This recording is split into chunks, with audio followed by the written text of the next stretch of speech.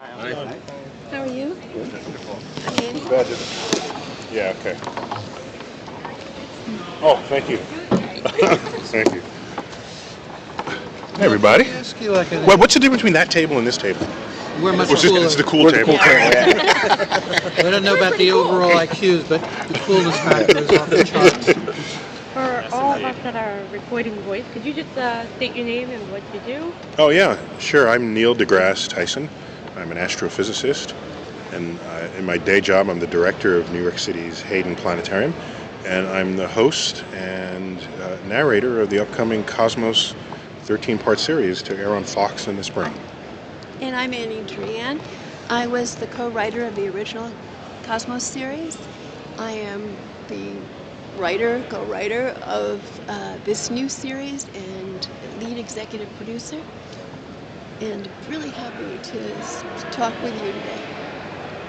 Let me ask you, a really obvious question. Does he have your permission to speak first? Well, unless they throw me out of the chair. We'll be polite about it. I would never know what the rules are, among journalists. We're in New York. There are no rules. No rules, good. How daunting was it for you, the prospect of somewhat stepping into the footsteps of Carl Sagan? I mean, I know it's a slightly unfair comparison, but at the same time, this is a follow-up series to something that we all know. Was that at all a factor for you in deciding whether or not to take this on?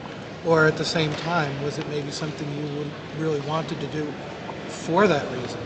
Yeah, it's a great question. I think I had a growing, and still have a growing following, a fan base. We can call them that, I guess, here at Comic-Con. That's what they are, a fan base. And I knew that if I'd stepped into that role, the role that Carl previously had, that there'd be a fan base that would follow me to that role and would not be thinking, is he better or worse or the same as Carl?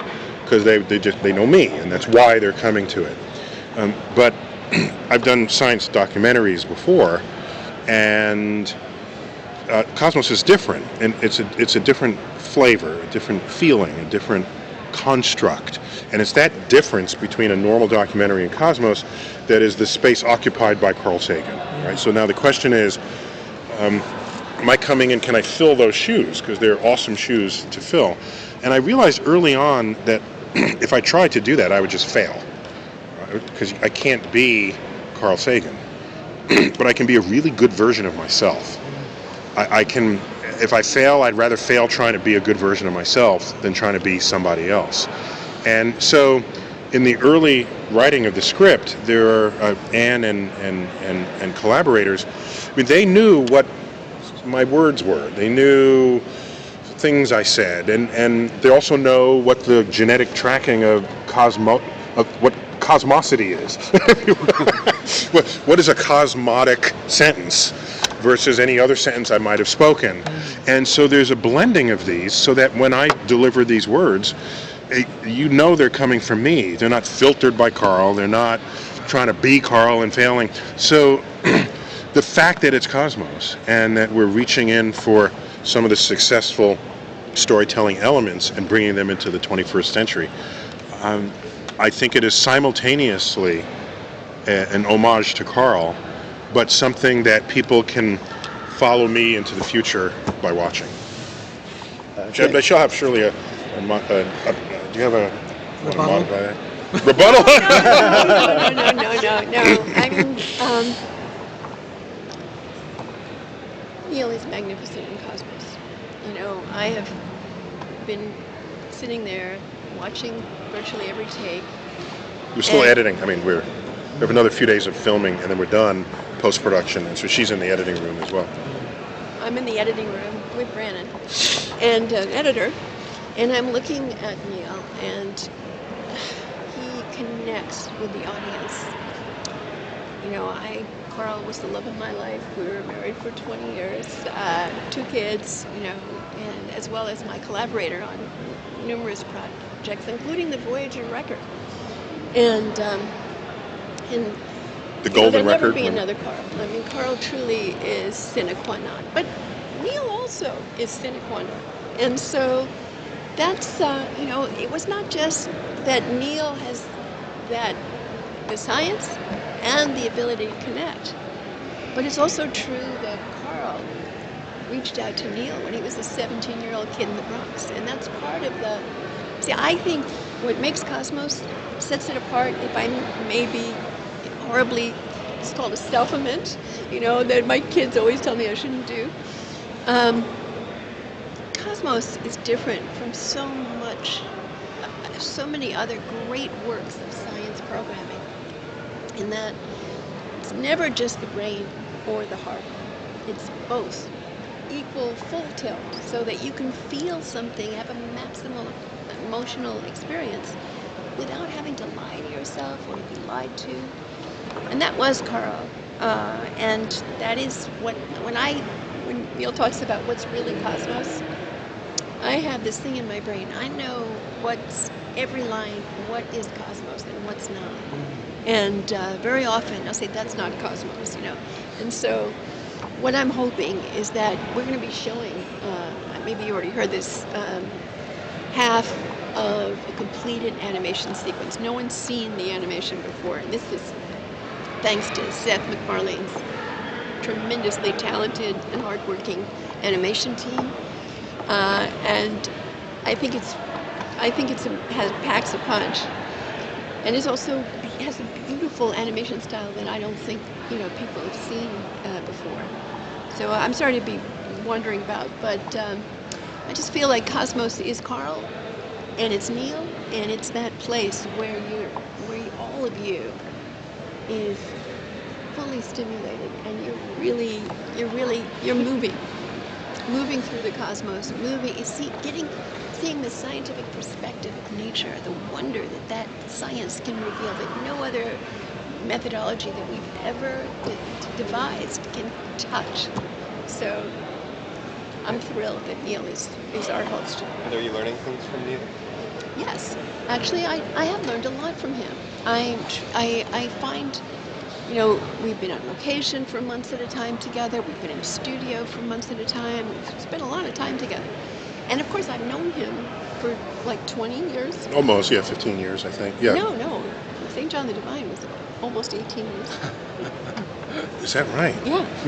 It is. It's 17 years ago. Yeah, so we've known each other even longer than that. Not as well as we know each other now.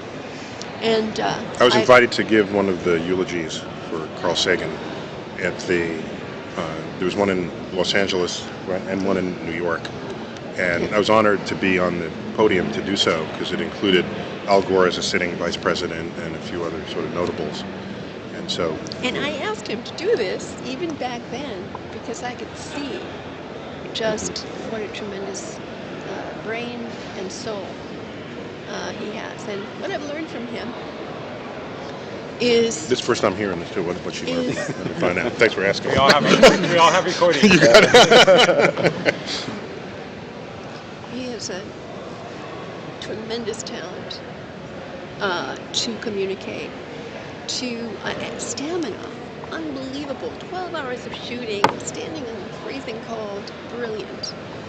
But also, when we disagree about things, I love discussing those disagreements with him because he's a total listener. He's not just waiting to get to say the next thing after you shut up. He really listens, but also argument, as with Carl, the best argument wins. He wins some of the time because he's got the best argument and he can express it so beautifully, and sometimes I win. And it's a beautiful collaboration. I treasure the times that we've spent together, and it's just been fantastic. Things I've learned from him are so many. I watch him with people when they come up to him. His heart is completely open.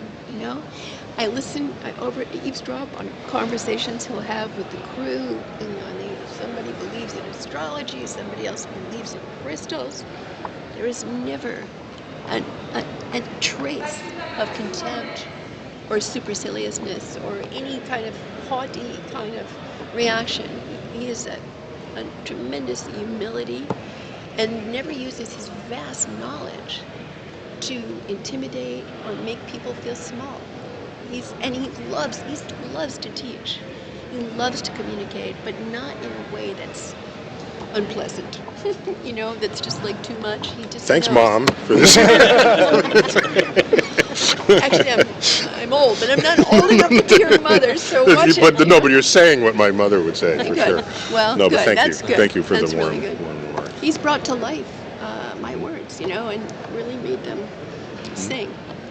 What has it been like personally for both of you just to see how Carl's works are still impacting people today, especially the younger generations? Well, for me, it's an endless source of joy because Carl Sagan was the coolest person I ever knew in my life. I never knew anyone who was braver, more honest, kinder, more gentle, more wanting to be a good person. And I've never met anyone who had such a capacity for fun and life and wanted to be in love and wanted to be happy. And really, he was actually, I would say Babe Ruth could have gotten into the Hall of Fame as a pitcher. If he had never hit a home run, he'd still be in the Hall of Fame because he was such a great pitcher. For me, Carl Sagan could have gotten in the Hall of Fame if he didn't know anything, if he didn't discover anything, if he didn't teach an entire planet full of human beings the things that he knew. He could have gotten in there purely from his character and his heart and his goodness. So for me, the fact that more people love him now than ever, when you lose the love of your life, it's heartbreaking because you're afraid they'll be forgotten. The only antidote to that is to have a planet full of people who for the most part, really understand how important and just what a great man he was. I would also say that he fertilized a landscape of science literacy that allows not only me, but a dozen other people to completely function on this landscape without public criticism, without skepticism.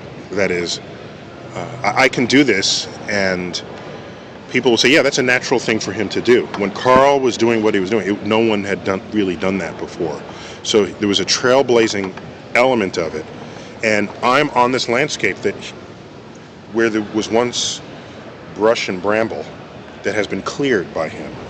And I'm here, we have Phil Plait, we have Bill Nye, we have, the list goes on. Brian Cox from the UK.